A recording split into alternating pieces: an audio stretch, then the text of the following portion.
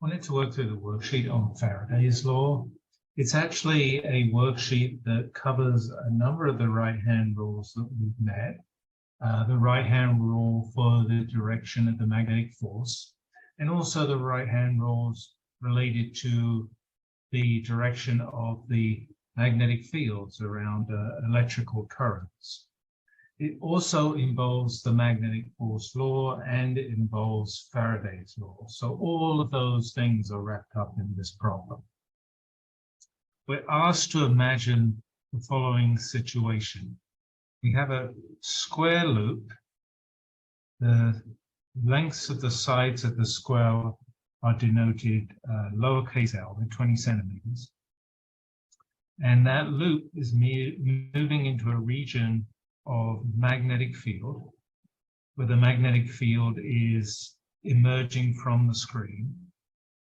And it's a uniform magnetic field, and it extends from horizontally x equals 0 to x equals L. And so the square loop is moving into this field. It will then move through this field and out of this field on the right-hand side. We're told a number of numbers in this problem. We're told the resistance of the loop, 15 ohms, as I say, the sides of the loop, 20 centimeters. We're told that the loop is traveling at 5 meters per second. And we're told the magnetic field the loop is moving through. It's 0.3 Teslas. So these first three questions here have to do with directions of charges and directions of currents, using various ideas that we've met about figuring out the directions of currents and directions of motion and directions of forces. So in the first question, it says, consider electrons that are in the wire on the right-hand side of the loop.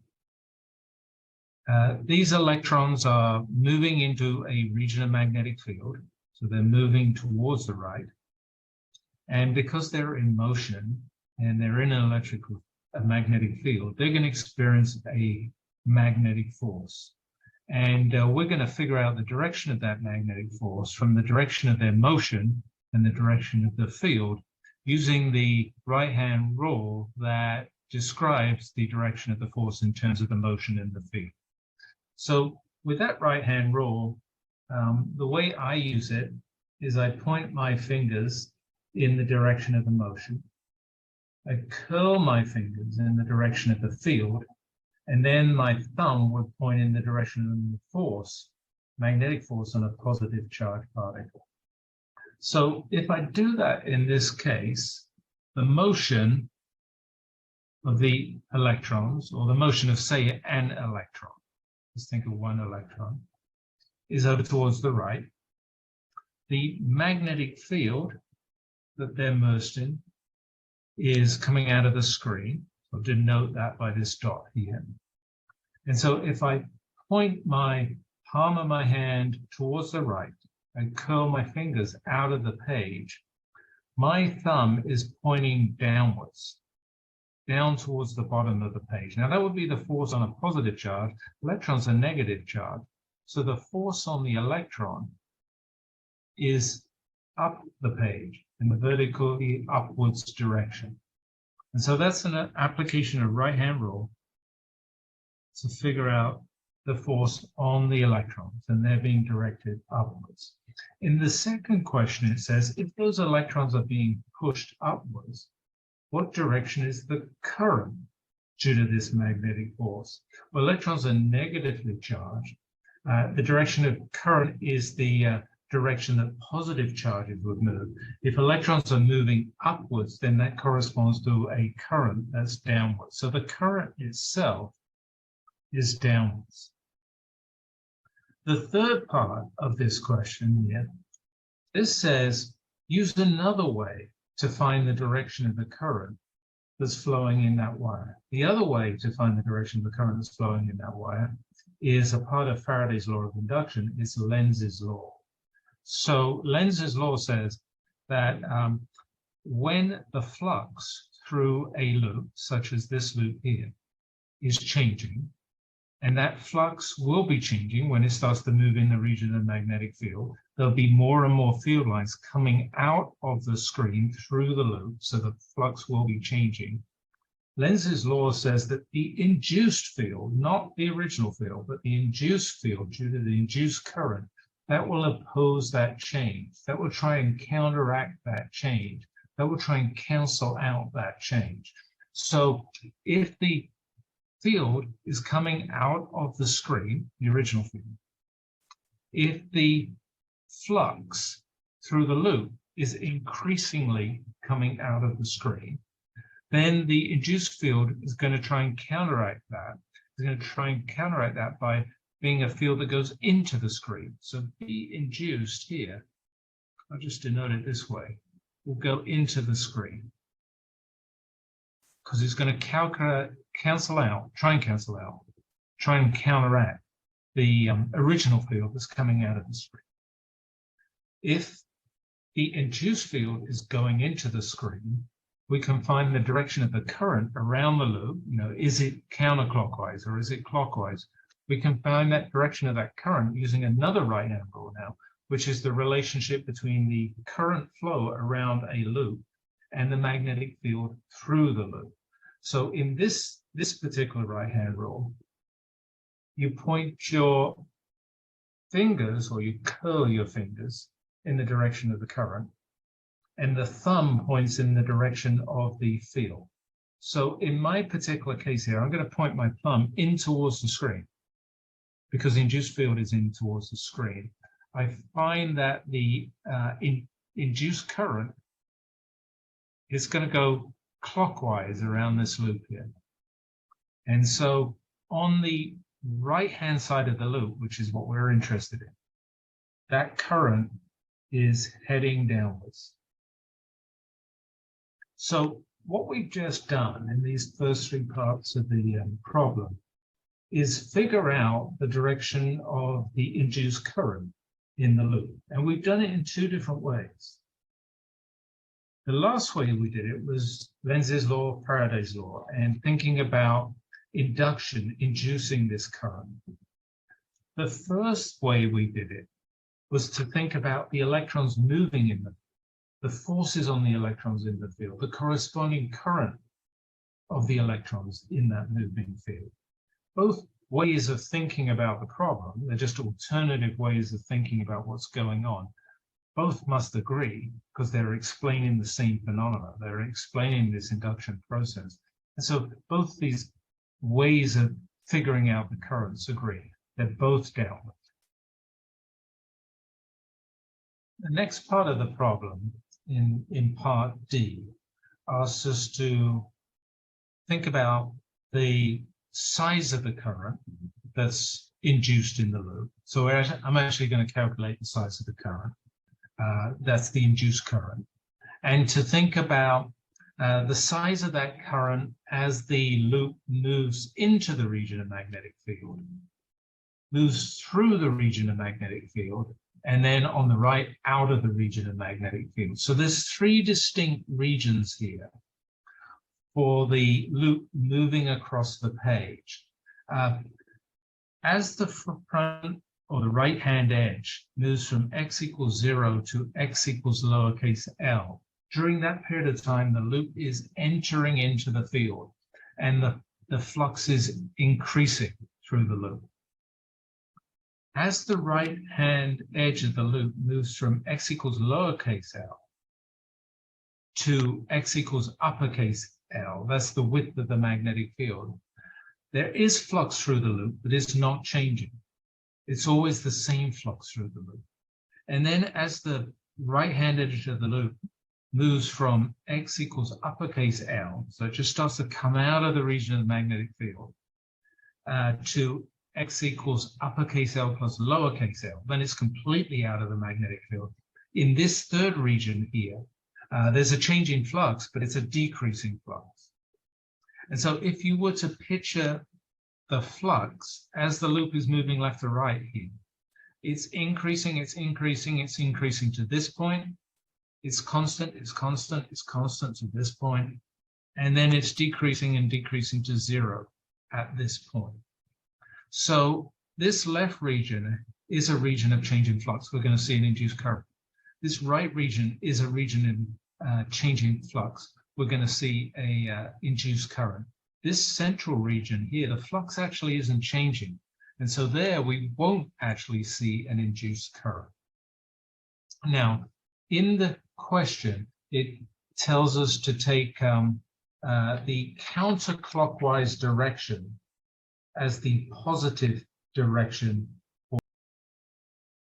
Now, we figured that as the loop is entering into the region of magnetic field, the current is heading in the clockwise direction. So that would be, in this convention that counterclockwise is positive, that would be the negative direction for our current. When the loop is coming out the region of magnetic field, the change in flux is opposite. The induced current is opposite. And so in this region, the current will flow in the counterclockwise direction. That's the direction that we define as the positive direction for the current. So if I was to sketch the current, let me do that here.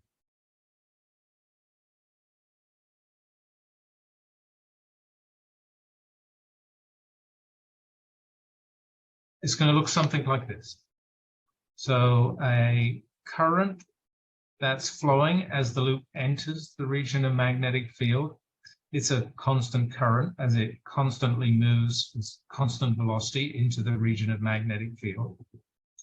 It's in the clockwise direction. Then there's a period of time where there's no current because the flux through the loop is not changing. And then as the loop starts to come out the region of magnetic field, there's a second region of constant current. It's flowing in the opposite direction.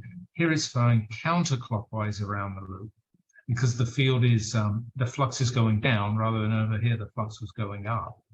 And so this is a picture, a sketch of current versus time as the loop moves through these three different regions. If we want to find the size of the current, it's called I max here, or IM. The size of that current, now this is going to apply either to this minimum current here or this maximum current here. Really, these are the same size currents, just opposite sense currents. That minimum or maximum current is the induced EMF, I'll call that epsilon, subscript n2, divided by the resistance of the loop. That's just Ohm's law. And that induced EMF for this arrangement of a current loop moving into a region of magnetic field or out of a region of magnetic field with some speed, and that loop having some length to it, some dimension to it, is just BLV. And so if we calculate this BLV induced EMF divided by the resistance, we're going to get the current. Now, the numbers for this particular problem are 0.3 Teslas is the magnetic field. 0.2 meters is the length of the loop, or the length of that right side of the loop that's moving into the region of magnetic field. It's moving with a speed that we're told is 5 meters per second. And we've got to divide by the resistance of the loop, which was 15 ohms. And so if I multiply those three quantities in the numerator, divide by that quantity in the denominator, I get it's 0.02 amps, or it's 20 milliamps. And so that is the magnitude of this current that flows clockwise as the loop is entering the field, and the magnitude of this current that flows counterclockwise as the loop is exiting the field. The third part of the problem here, so this is part E, it's really the third major topic in the problem, is to calculate the external force that's needed to keep the loop moving at constant velocity as it enters into and enters out of the region of magnetic field. So in those two regions, we're going to need a force. Actually, in the region in the middle, we don't need any force to keep it moving at constant velocity. And we're going to see how that works. And I'm going to do this in 2 steps. First, I'm just going to worry about the size of the force. When we move into the region of magnetic field, when we move out of the region of magnetic field, and when we're in this region here, where there's a uniform magnetic field that we're moving through. And so I'm going to calculate the size of the force, and then I'll talk about the direction of the force. So the important thing is that I'm going to be applying a force, I'm going to call that the external force, to counteract a magnetic force. And that magnetic force is arising because as the loop enters, there's a current flowing in it. And so it's going to experience a force in the magnetic field. And as the loop exits, there's going to be a current flowing in it. And again, that current is immersed in the magnetic field. Now, when the loop is entering, it's the right side of the loop that is immersed in the magnetic field and it's experiencing magnetic force. When the loop is exiting, it's actually the left-hand side of the loop that's experiencing a magnetic field force because it's carrying a current in a magnetic field. Okay, so the magnetic force law says that the force on a straight current carrying wire is IL, is the product of the current in the wire and the length of the wire, times B, times the sine of the angle between the current and the magnetic field. Now, in our problem here, the current's either flowing up or down the wire, up or down the screen, up or down the page. The field is always out of the page, out of the screen. And so we'll always have 90 degrees between the currents and the magnetic field. So this is going to be 1. And so all we've got to do is multiply the current, it was 0.02 amps, by the length of the wire, the length of the coil that's heading into the magnetic field or heading out of the magnetic field, that was 0.2 meters. And then multiply that by the velocity of the motion of the loop, that's 5 meters per second. And if we multiply all those things together, I got a force that is 1.2 millinewtons. Milli is 10 to the minus 3 newtons. So that's the size of the force on the way in. And that's because there's a current in the right-hand wire. That current is immersed in a magnetic field, and those are the ingredients for a magnetic force. When the current is moving in the magnetic field, where it's entirely on the magnetic field, the left hand and the right hand ends are in the magnetic field, the external force that's needed to keep it moving at constant speed is going to be again equal to the magnetic force that's needed to keep it moving at constant speed. But there's no magnetic force because there's no induced current, and so that there's no current to experience or feel the magnetic force as it moves through a magnetic field. And so in this case, in this region here, the force is 0.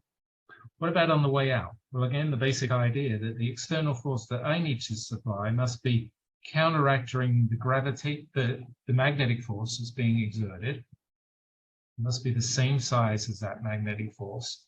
And that magnetic force is the current in the wire times the length of the wire times B, the magnetic field that it's immersed in, times the sine of the angle between the current and the field. Again, it's 90 degrees because the field's out and the current's either up or down.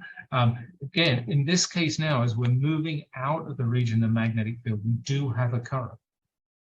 So now there will be a magnetic force. We will need an external force so that we keep it moving at constant velocity. All we've got to do is multiply again the current, the vertical height of the wire, the length of that wire that's moving through the magnetic field, and the magnetic field itself. So we're going to multiply these 3 things together. I won't write them out again. 0.02 amps 0.2 meters, 5 meters per second, multiply them together. Of course, they're the same numbers as entering in to the region of magnetic field. We're going to get 1.2 millinewtons again. And so that's the size of the force on the way out. On the way in, on the way out, same size force. Finally, let's answer the question about what is the direction of the force. So we can figure out the direction of the force with the right-hand rule that applies to the relationship between the direction of the current, the direction of the magnetic field, and the direction of the force itself. So a current in a magnetic field, a general experience of force, and there's a right-hand rule that tells us the relationship between those. Again, we're going to take our right hand, we're going to point the palm of our hand in the directions of the currents, and we're going to curl our fingers in the direction of the field, and we're going to have our thumb point in the direction of the force. And so let's go ahead and do that for these two situations as we enter into the magnetic field and we enter out of the magnetic field in E part A and E part C. So as we enter into the region of magnetic field, we figured out that the current that's flowing is flowing down the right-hand side of the loop. So the current's flowing around the loop in this direction, and it's the right-hand side of the loop that's in the magnetic field. So this downward current is experiencing a magnetic force because this is where the magnetic field is. So let's use the right-hand rule to figure out the direction of the force. The current is down. The magnetic field is out of the page. And so if I point the palm of my hand down, curl my fingers out of the page, I get a force that's over here towards the right, towards the left. Okay, so that's the direction of the force as we enter in the field. Here's an interesting thing. Let's do the same thing for the direction of the force as we exit the field. So in this case, the current is going in the opposite direction because the flux change is in the opposite direction. The flux through a loop is shrinking rather than flux through a loop is growing. So the current is going in the opposite direction. Here it was going clockwise. Here's going counterclockwise. But we're worried about the left-hand side of the loop is now in the field rather than the right-hand side of the loop. So there's a second difference here. We're worried about the left-hand side of the loop rather than the right-hand side of the loop. So interestingly, the current is going down on the left-hand side as you go out of the region of magnetic field. It was going down on the right-hand side of the loop as you went into the region of magnetic field. And so the actual current that we're worrying about is in the same direction. The field is in the same direction. And so the force that we have to apply to move it out of the region of magnetic field, well, here's the magnetic force in each cases. The magnetic forces are over here towards the left-hand side. The force that you have to apply in both cases is over to the right-hand side. Anyway, that was a problem that involved a number of different things. The magnetic force law, Faraday's law, Lenz's law for induction. It involved right-hand rules, both the right-hand rule for forces of currents in magnetic fields and the right-hand rule for a loop in which a current is flowing in the loop, and it relates the direction of the current in the loop, clockwise or counterclockwise, to the direction of the magnetic field through the center of the loop. And so it was a grand tour through all those different topics in this worksheet.